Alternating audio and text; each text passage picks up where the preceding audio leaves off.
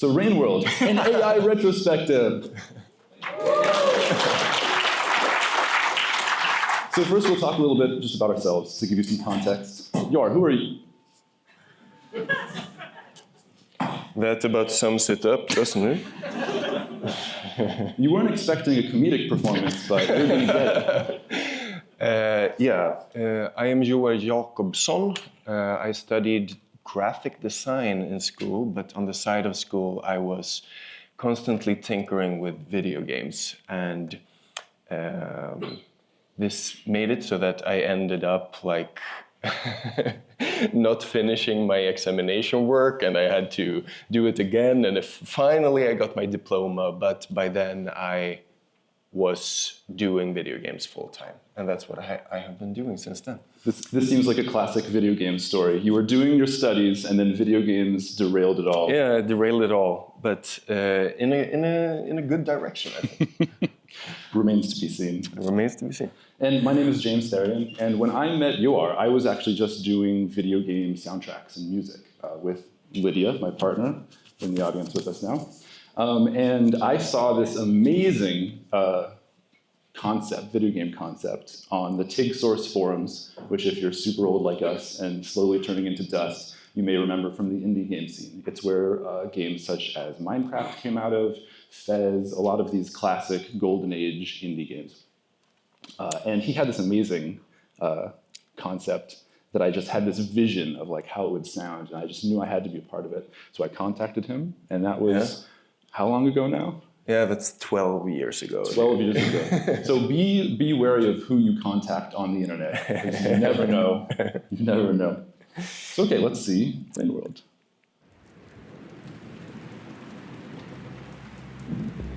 What fate a slug cat? Prey and predator. As the old world died, a new ecosystem evolved.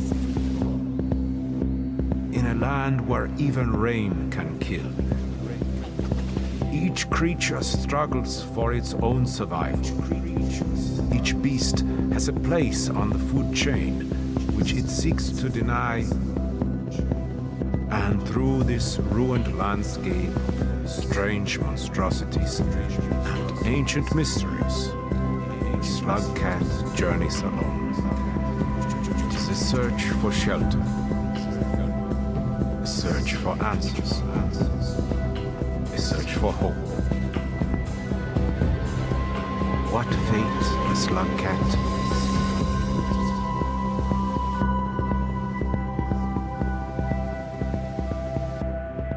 They did reach out to the real Werner Herzog for the voiceover, but he declined. I don't think our budget was large enough either. No. We swang for it, for sure. So what is Rain World? So in Rain World, you play as this little lost creature, a slug cat, that's lost in this huge, incomprehensible alien world. And what we wanted to do was we wanted to create an experience where you're sort of medium-low on the food chain. You're a hunter of like small game. You're like a little mouse. But there's plenty of other creatures that are hunting you that are larger that you're sort of scurrying from. Your ferret level. Exactly. And we wanted to create a world where you didn't really level up in the traditional sense, but it's more that you learned about your environment and you learned about the ecosystem of the creatures around you. And using that knowledge, you were sort of empowered to carve out a little niche for yourself in this world. So the important aspect is that it's an ecosystem simulation, basically. All of your resources, but also all of your obstacles are other creatures. And in a way, it is like a Metroidvania, except, like James just said, you don't level up by gaining new abilities, you level up by gaining new knowledge, I guess, about how these creatures work. Now, what does that mean in a practical sense? What are our creative intentions in AI? How does it relate to what we're talking about here? Yeah, so we wanted to have a diverse set of creatures and behaviors, and here you can see some stuff going on. There's like the lizards hunting the main character, and then in this animation here you can see the lizards like, why are they not hunting me? They're running away, right? That's why. There's a bigger creature, and on the right you can see just a nice, pretty looking animation. But basically this was the intention. We wanted to have an ecosystem simulation where the gameplay was about playing the creatures off of each other. So if you know how they work, you can maybe have the creatures interact in ways that are beneficial to you. And another thing that was very important to us was that we wanted these creatures to be creatures, not enemies or obstacles. Like, we want the feeling that they exist in the world on their own right. They're not there to block your path. They certainly will block your path, but they're not there to block your path. They're there to like do their own thing. So yeah, all of this makes AI a very, very central game mechanic to Rainworld. Absolutely. And kind of I think what all of these ingredients sort of add up to is, you know, when you're younger and you're playing a video game for the first time and you don't really have an understanding of like the depth of what video game AI does. So every movement of every creature, or every bad guy, you sort of project into. Could right? be. You think like, oh, they're thinking about this, or they're like, they're planning that, or like this movement of this arm means it's mad or something like that. Like all of these things that may or may not be actually there, but you project into them.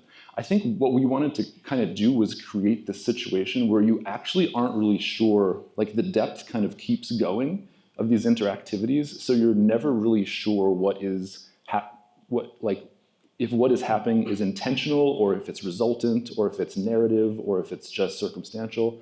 That kind of fuzziness that is like reality. Is the lizard angry, or is the A star flipping out? Exactly. And most often, we will never tell you.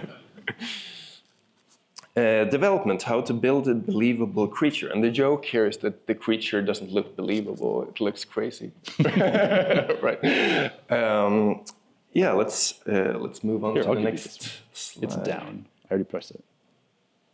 You can just up and down are like ambiguous in this one. All right. I thought so too. Yeah, so locomotion AI was a big part of Rainworld. This is like AI systems that they have one foot into animation, right? It's about like how something moves. Basically a lot of like limb placement and this sort of stuff. And it was actually the main subject of our GDC talk from like 10 million years ago. 10 million years ago, the late Cretaceous. So if you want more in-depth, if you want about an hour of just this slide, you can go to there. All sorts of stuff. But we're going to focus on slightly different things today, was the idea. Rainworld also has social AI, as you could call it, or like a reputation system. You may gain or lose reputation. This is also not going to be the focus of this talk. And instead, we're going to move on to AI for stealth, which I think is an important aspect of Rainworld. Because basically, your character is extremely underpowered. You have basically no efficient way of fighting back in Rainworld. And this is intentional. It's frustrating, but it's intentional. This was how we wanted the game to be. And instead, you're supposed to rely on wits and stealth. So we spent a lot of time trying to make stealth AI work. Now, what are they seeing here with all of this rainbow aura? This is the vision cone of a creature.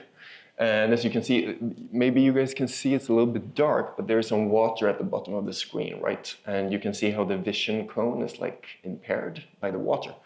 So it can see underwater, but it sees like less far and less well underwater.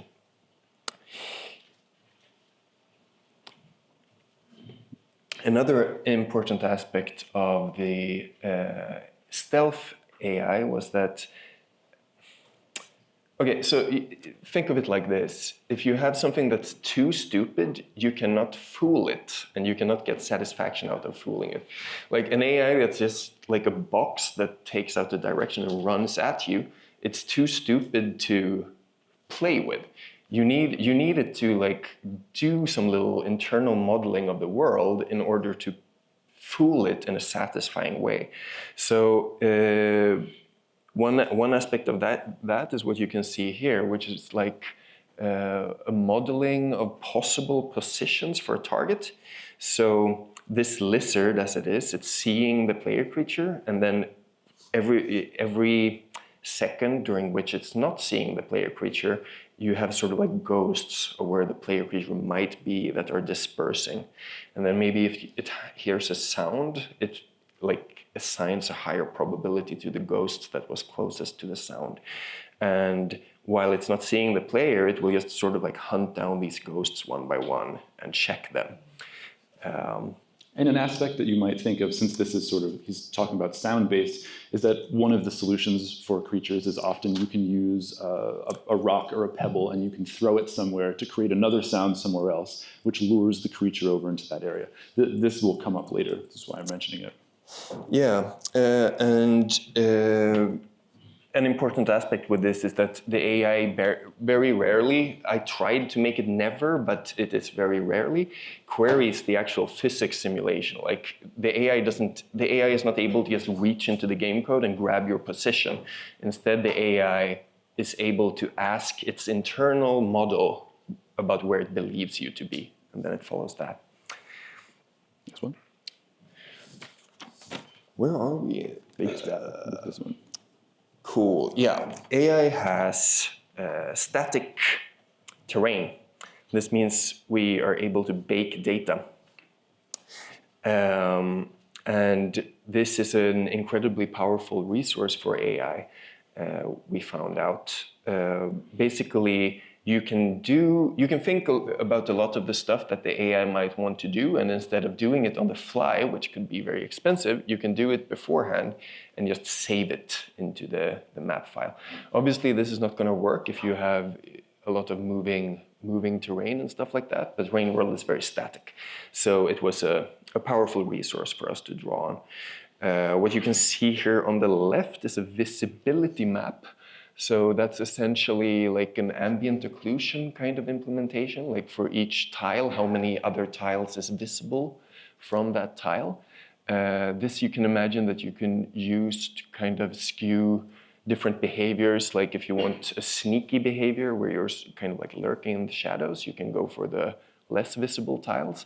Or maybe you have a predator that wants to survey the room from above, then that one could search out the more visible tiles. And on the right, there's a Dijkstra map. Never understood how to pronounce it.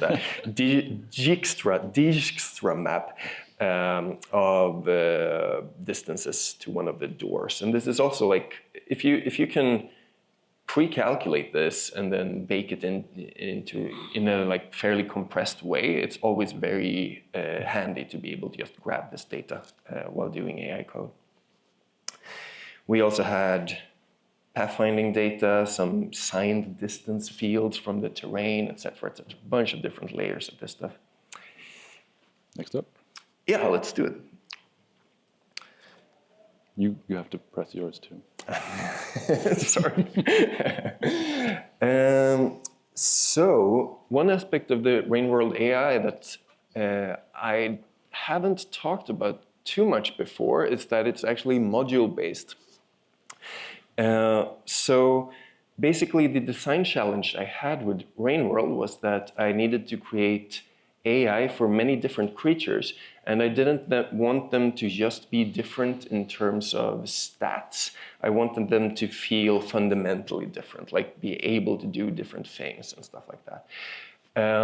However, AI code is very labor intensive to write. It's like a lot of work. So that makes for a dilemma, right? Because either you can code an AI system and then like maybe give it some different stats and hope that you get different behaviors out of it, or you can like code AI from scratch for every single creature, and that's going to be a huge lot of work.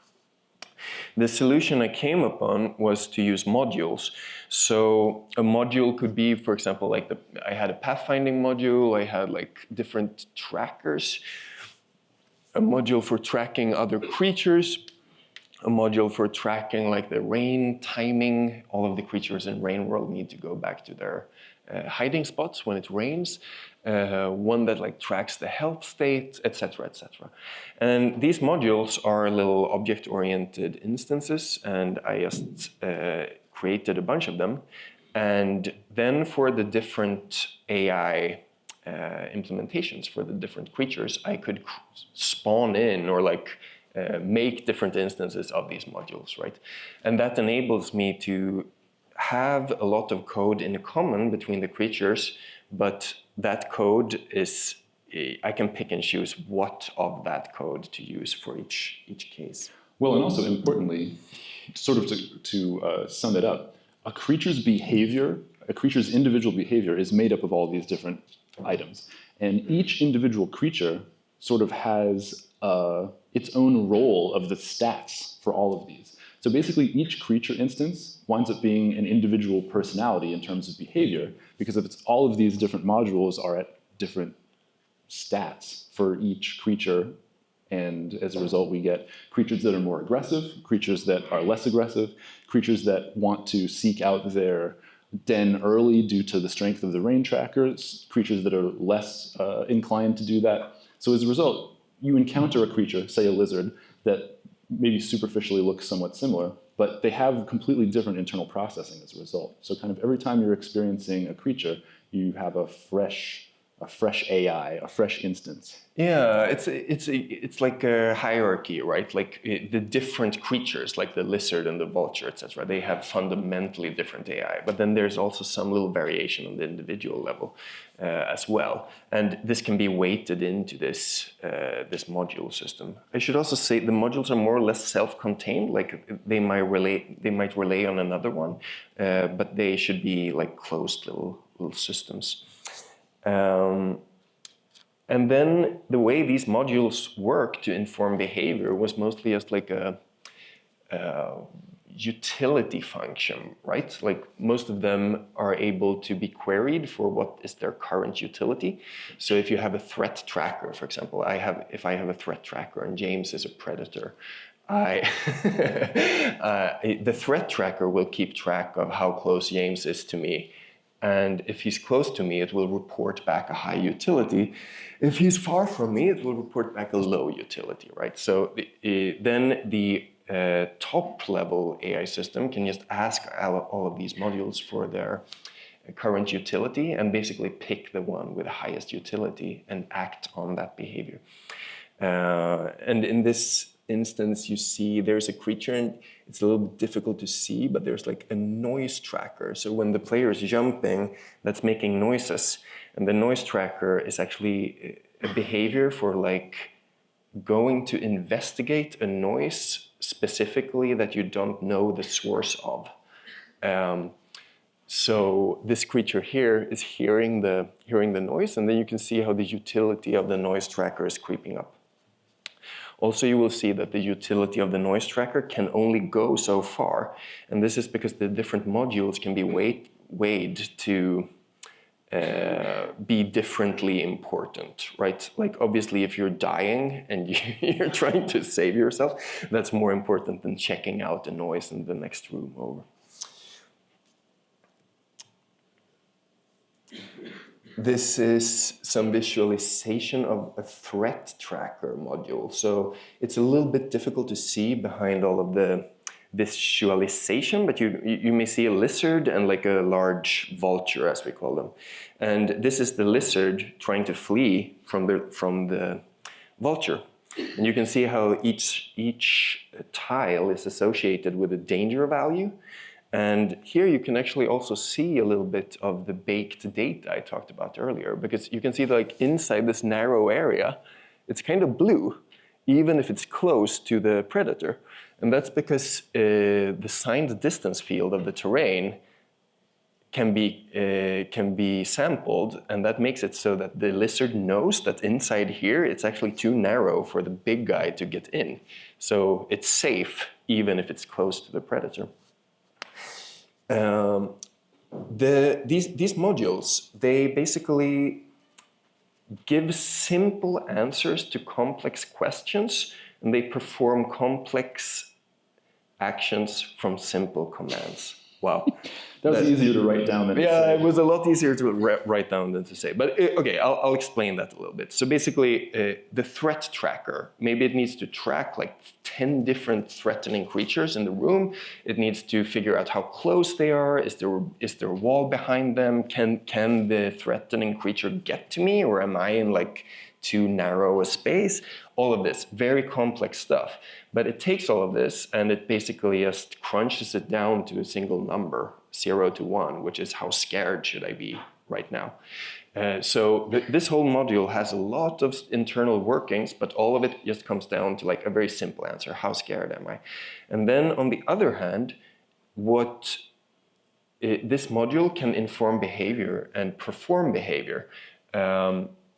Very complex behavior, like trying to flee or whatever, trying to find like a good fleeing route that takes you to the exit without exposing you to too much danger, like a very complex task. But the overarching AI doesn't need to worry about that. It basically just tells the threat module, okay, it's your turn, like go, do your thing, right? So this is what I mean by simple answers to complex questions or complex actions from simple commands. Basically, the module has a very simple interface, and then all of the complexity is hidden away inside.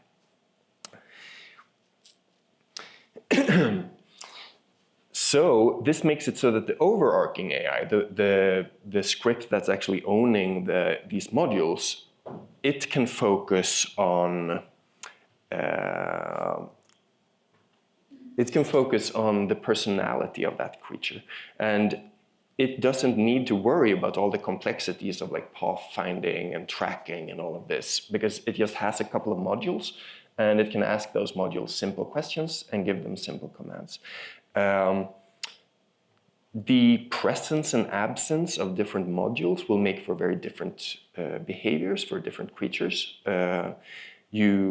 When you are designing this creature, you can choose which modules to include.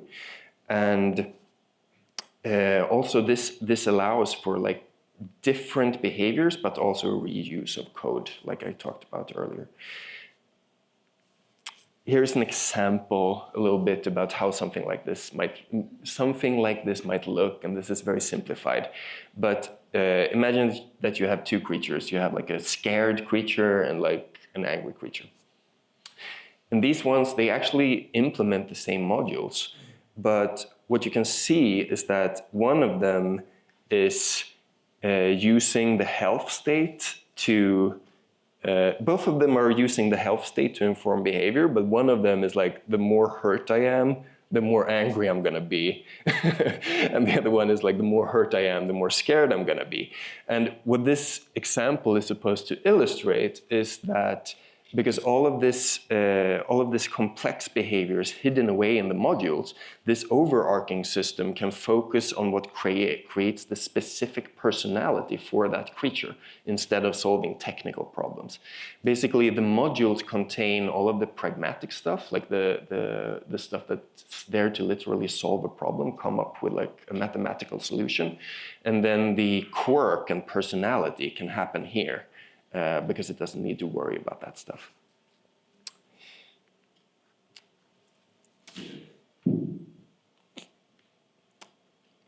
Well, all right. Yeah, so that was a little bit about the module system and how it's actually quite complex. Like all of the creatures are complex in this way. It is kind of AI heavy.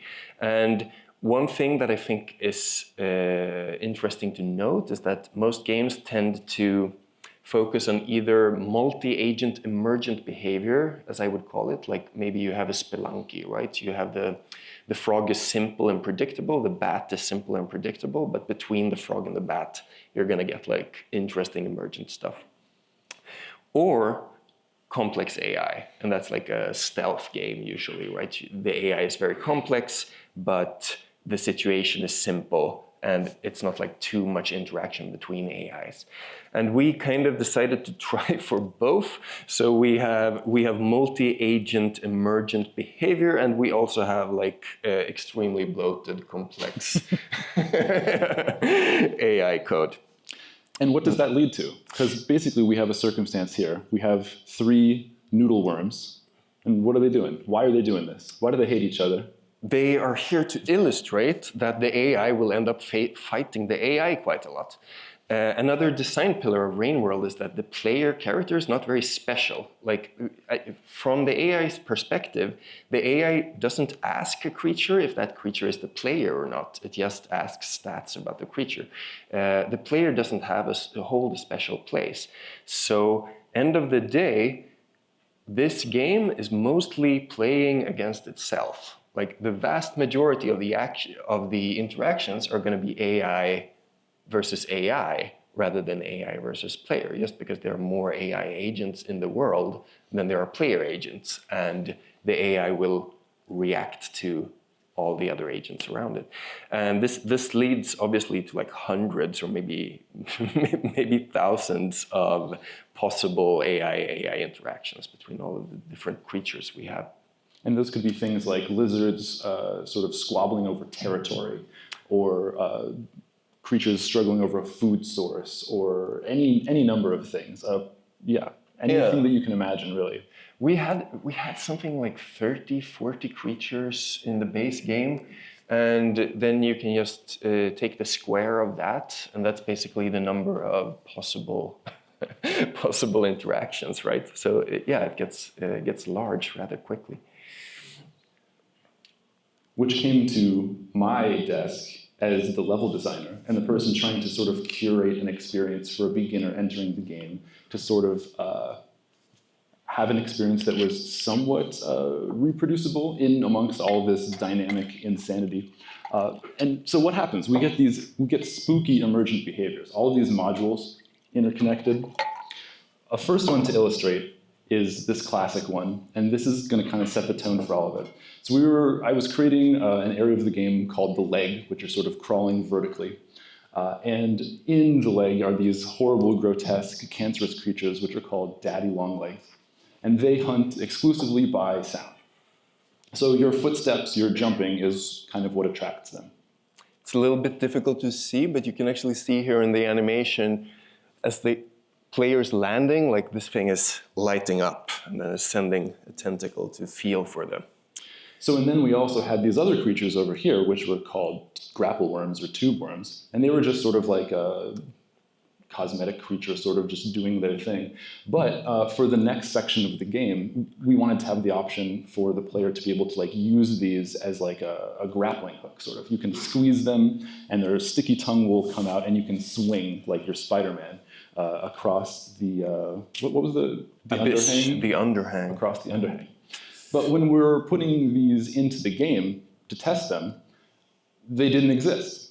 We'd place 1 million of them around, and we'd go to test it, and they weren't there. And we would go and check the code, and we'd go and check everything. Okay, we'd place it in a room, they're there, we'd come back, and they'd be gone. And we were losing our minds. What wound up happening is that when the tube worm is flopping, when it's flopping around, it's making a sound, right? So whenever it's using its grapple tongue, it's going like thump, thump, thump.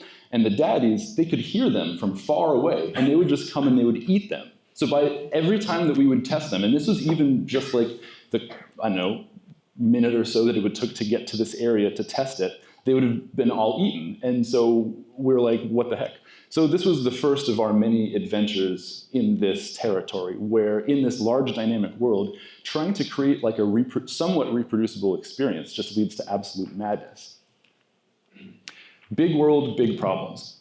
So Rain World wound up being around 1,600 individual screens initially, all of which have creatures in it, all of which the creatures are free to roam. They're free to roam. They exist off-screen. They're having lives off-screen. So sort of how do we, like, when we're testing initially to see what like a player coming in for the first time would see, sometimes you'd immediately in the first room encounter like 30 lizards squabbling and you immediately die. Obviously you can't have that. And then the next time you're playing it, there's no lizards because a vulture has eaten all of them. There's tumbleweed. There's just tumbleweed. So it was just this constant state of having to sort of like make these minor changes and experiment and test and then like try over and over again.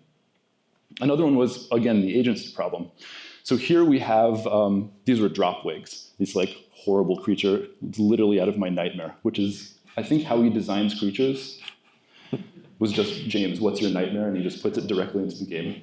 So these creatures, not only do they hang from the ceiling like this and then drop on you, but they also can place, as you see over there, they can sort of place, what would you call it? Like A lure? A little lure. They place an object that they think a creature might want. Maybe it's a piece of food, maybe it's a stone or something like that below it. And when you go to investigate it, they drop down and kill you. And also they're free to choose themselves where to set up in the ceiling. In the entire map. In the entire map. And they will choose the most inconvenient places, anything like that. So, like, how do you curate an experience around that? Like, you want to have these dynamic experiences where it feels cool as a player and you get this bit of surprise, but it winds up being unfair at every stage of it because the creature has just as much power and, to a degree, as much intelligence as you do.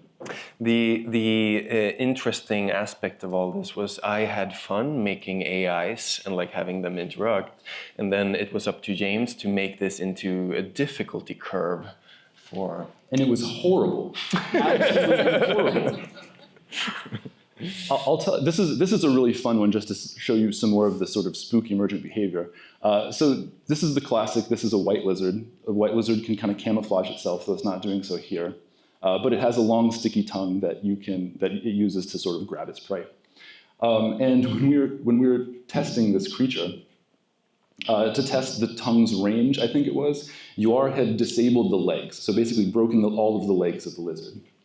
And we're sitting there and we're watching it, and it begins to use its tongue to like stick to surfaces, to drag itself along. And this wasn't something that was programmed in. This wasn't a behavior that we were aware of or anticipated. It was just, it had these various modules, and it had access to certain data, and it just kind of put it together in a way to achieve the results that it needed to. So at every step of the way, it became less about sort of like designing experiences and more like sort of herding cats, where you kind of have to just pay attention to their behaviors and their wants and like how they respond to certain environments and kind of try to guide them or sort of like corral them into the behaviors or the experiences that you want to. I mean, and there's instances where we sort of had to use like divine intervention eventually, where it was like, you know, we'd basically have a circle where it was like, thou shall not pass, thou shall not cross this barrier. But the funny thing is that would only work on some of them. Persistent ones, just like with humans, the devious ones, they would always find some way to like get through it that we hadn't anticipated. So sorry, James. We were basically like, we had a foe in the game. We were fighting the AI. We were the slug cat in this instance. We were trying to find our way to how to get to the end of the development of this game. And we were basically beset by predators on all sides that we had created. When doing emergent systems, right, you want to leave them alone as much as possible. You want them to be able to do their emergent stuff. In the end, we ended up sinning against the emergent system rules, and there are certain aspects where we just had to go in and like hard code something or say like, okay, you guys cannot go here, or this creature cannot eat this one or something like that, because you have to try to patch it together. But even still, there was always... And people still to this day will find exceptions within the game for stuff that we absolutely hard-coded with multiple redundancies against failure against. They'll still just slip through somehow. Yeah, things that shouldn't happen ended up happening, and they still do. And that sort of became our brand. That's what we do, yeah. Oh yeah. So what's our conclusion here? As Joar gets to the slide. Keep going. You missed a couple. These I was supposed to just switch the slides while I was blathering. I didn't. Gotcha. Okay. Multiple AI agents interacting will be unpredictable. And this is something that we perhaps should have been able to predict. Nope. Which is why we're giving this talk to you. Please learn from our mistakes. From our 12 years of development in this nonsense, multiple AI agents interacting will be unpredictable despite all of your best efforts. I mean, this is obviously a predictable result. We should have seen this coming, and to some degree we did, right? Like we set out specifically hoping to get emergent behavior, and we did get emergent behavior. We got so much of it, little bit more than we could handle in the end, perhaps. But also that is what makes Rain World interesting, right? That's what makes it fun. That's what players like about it, is you go into this like big chaotic thing and you sort of can find your own way, and you're not sort of given direction on how to do it. Like when you overcome problems, it is literally by your wits. It's not that you've sort of followed like breadcrumbs left by a developer, or that there's a power-up or something that you achieve. It's that you've really found your own solution to this kind of like large-scale problem, and it feels good. It feels cool, and it's novel, I think. Yeah. The fact that we were not the fact that what you were struggling with so much, like building this difficulty curve, in the end it was kind of an impossible task. You for the first couple of regions you managed to do it somehow, but it is an impossible task under this system. Basically, though, the fact that it's not an authored, very like predefined difficulty curve experience is also what makes it interesting to play. The level of communication about what's going on inside an AI agent is another interesting aspect of Rain World, I believe. Many games that are AI heavy also communicate very clearly what's happening inside the AI agent. You might have icons popping up above the head, or like very, very visually clear, like perhaps visible vision cones, this sort of thing. In Rain World, the system is very complex, and it kind of does all of that all of those games do, but we don't show it. And this means that it's not visible, and to 98% of the players, it's going to be as if it wasn't there at all, which is a huge waste of work. But I believe that for the remaining 2%, that's going to be the thing that adds a little bit of magic, right? Because you don't see the big exclamation mark pop up above the head, and you don't see like the taming meter go up or something like that. But it is happening, and that means when that behavior clicks with you and you actually realize what's going on, it's going to feel cooler because you discovered it yourself.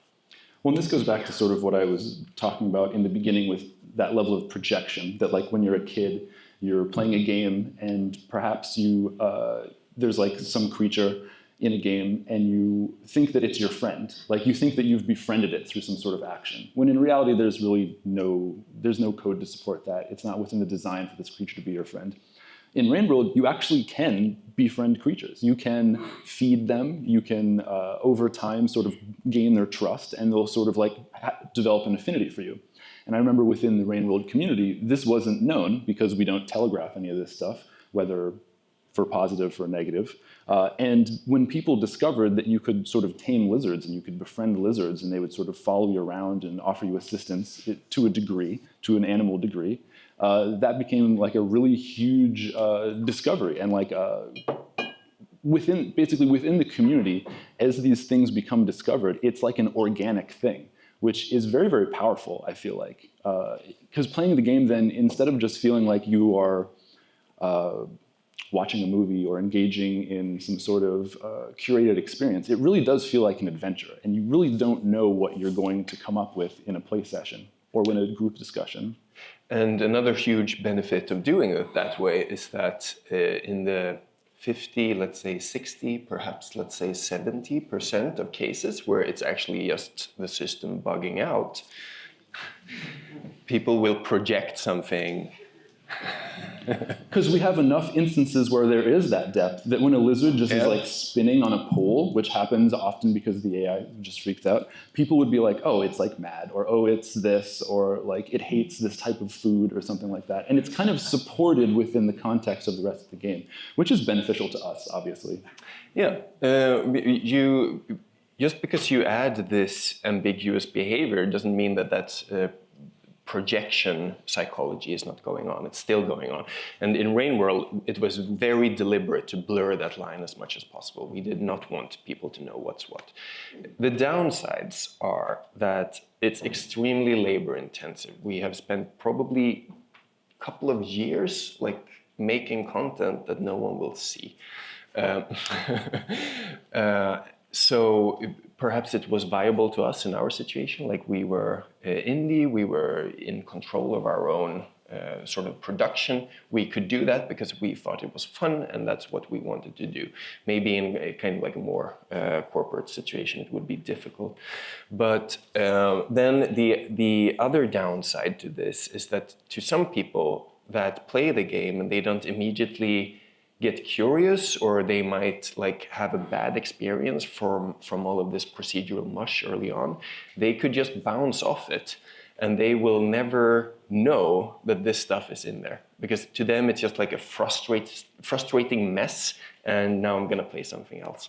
And yeah, this leads well into our next slide, which was the reception was terrible. Because okay, imagine you give this game, which we worked on for like 12 years. It has like this insane amount of depth to it that's not communicated at all. We want everyone to experience it for the first time, so we're not really giving much in the way of clues or assistance.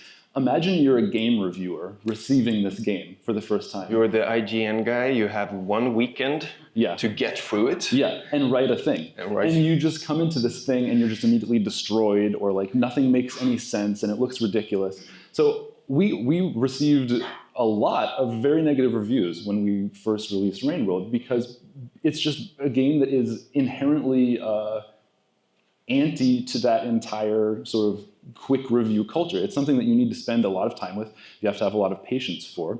And for I'd say the vast majority of the people, that's just not going to be their game. It's kind of, I would say it's like speedrunning Myst in 2 hours blind while someone is slapping the back of your head all the time. Yeah, absolutely. I mean, in order to get to the end, it's maybe 60 hours. Yeah, like 40 to 60 hours. You need hours. to like concentrate and look and try again. And it's it just doesn't work for that culture.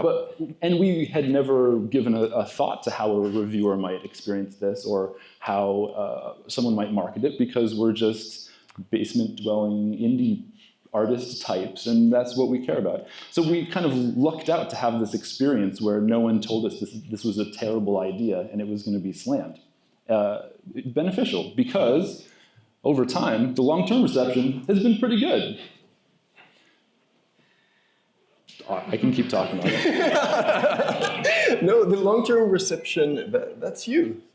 I guess that is me. Yeah, the long-term reception has been amazing, because what happens is the people who really like this sort of experience and have the patience for it, they're really underserved in the gaming market, I think. The people that really want to sort of engage deeply, it doesn't work well with these marketing cycles. It doesn't work well with budget constraints. It doesn't work well with like healthy work, sleep, life balance. It doesn't work with that at all. But there's a lot of people that are living that world. So for them to have this sort of like wild, open, dynamic, confusing, it was cool. It was something new. And we just a little bit different. Because there wasn't any sort of guides that you could do. People had to like come together as a community to sort of figure out the larger puzzles of the narrative and sort of the world building, and that became super appealing. And I mean, at this point, we've released a sequel. We have a third on the way, and the appetite for Rain World seems to just be expanding, because everyone can put out a YouTube video about their unique experience that sort of adds to the overall understanding of what this game world is. And other fans want to experience it. And people want to sort of create these large overarching theories about what the world is and like how things work, because we haven't given them any sort of rules about what is and what isn't within the game. So in the end, it benefited us greatly. It just required quite a lot of patience and a kind of thick skin to get there. Couldn't have been created under any other circumstances, I think. Yeah. Thoughts looking back? No regrets. No regrets. No regrets. I don't know, there's things we could have done better, but I think more just understanding that we were doing something that was for artistic purposes rather than commercial purposes would have been good. I mean, there was obviously fears of like where we're gonna sleep next or if we could pay rent, but I think we just kind of stuck to our guns and didn't listen to the naysayers, we didn't listen to the haters. Didn't listen to QA. Didn't listen to QA. Didn't listen to executives. Yeah, exactly. But I kind of like coming from that. I really feel that that's a sort of truth, though, is that like if you have a real strong desire to build something and you resonate with it really strongly, I think there is an audience out there for that. There's an audience out there that's for what you think is cool, and it's people that think like you, and you're the only person that can bring that to life. So, I mean, now we're sort of seasoned video game industry veterans, and we see amongst our peers and amongst other companies, like there's always this sort of negativity towards ideas that are bad. Because let's face it, from a design perspective, Rainworld is bad. Like from a business perspective, Rainworld was bad. Like every analyst would say this is a terrible idea, but it creates a new niche. It creates something that's unique. And, was that the... Oh, perfect. My time's up. Thank you very much.